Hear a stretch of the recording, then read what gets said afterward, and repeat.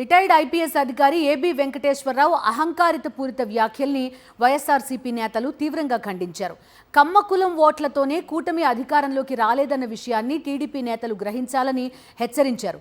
Social మీడియాలో చిన్న పోస్టులు పెట్టినందుకే వేధించే పోలీసులు, టీడీపీ నేతలు ఏబీ వెంకటేశ్వరరావుపై ఎటువంటి చర్యలు తీసుకుంటారో చెప్పాలని డిమాండ్ చేశారు.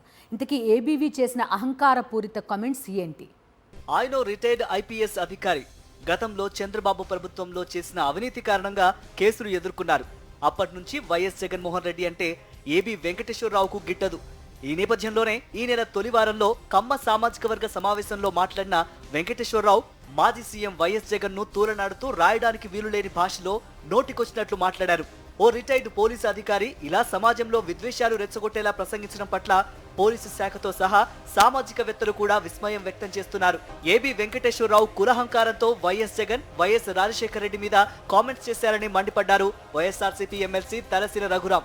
రాజశేఖర రెడ్డి, ఆయన తనయుడు జగన్ ఏనాడు కులం కోసం పని చేయలేదని చెప్పారాయన. కమ్మ కులాన్ని పొగుడుతూ మాజీ ముఖ్యమంత్రి జగన్మోహన్ రెడ్డి గారిని, రాజశేఖర రెడ్డి గారిని తిట్టడం అనేది చాలా దారుణమైన పరిస్థితి. ఆయన మాట్లాడిన భాష కూడా తీవ్ర, ఆ పదజాలం కూడా చాలా చెప్పుకోలేని స్థితిలో ఉంది. ఎవడో పనికి మాలినోడు, గొడ్లు కాసుకునేవాడు మాట్లాడిన భాష వెంకటేశ్వరరావు మాట్లాడాడంటే దానికి అర్థం చేసుకోవచ్చు వీళ్ళకి తలతెక్క ఎంత పెరిగిపోయింది, కులహంకారం ఎంత పెరిగిపోయింది అనేది. ఐపీఎస్ అధికారిగా ఏబీ వెంకటేశ్వరరావు తప్పు చేసి ఏసీబీ కేసు ఎదుర్కొన్నాడని, ఆయన చేసిన తప్పును కమ్మ కులం మొత్తానికి ఆపాదించడం ఏంటని ప్రశ్నించారు తలసిల రఘురాం. కమ్మ అధికారులు అందరూ వైఎస్ జగన్ ప్రభుత్వంలో కీలక బాధ్యతలు నిర్వహించారని చెప్పారు. కమ్మ కులం ఓట్లతోనే టీడీపీ గెలిచిందా అని తలసిలా ప్రశ్నించారు. అతను తప్పు చేసి కులం అంతా ఆపాదించడం అనేది చాలా అన్యాయం.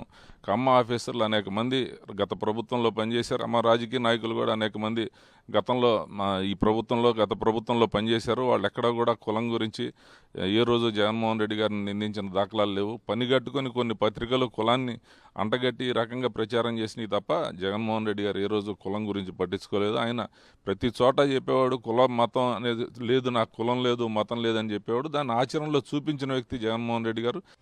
సోషల్ మీడియాలో చిన్న పోస్టులు పెట్టినందుకే వైఎస్ఆర్సీపీ కార్యకర్తలను టీడీపీ నాయకులు, పోలీసులు హింసించారని, ఇప్పుడు ఏబీ వెంకటేశ్వరరావు మీద ఎటువంటి చర్యలు తీసుకుంటారో చెప్పాలని తలసిల రఘురాం డిమాండ్ చేశారు.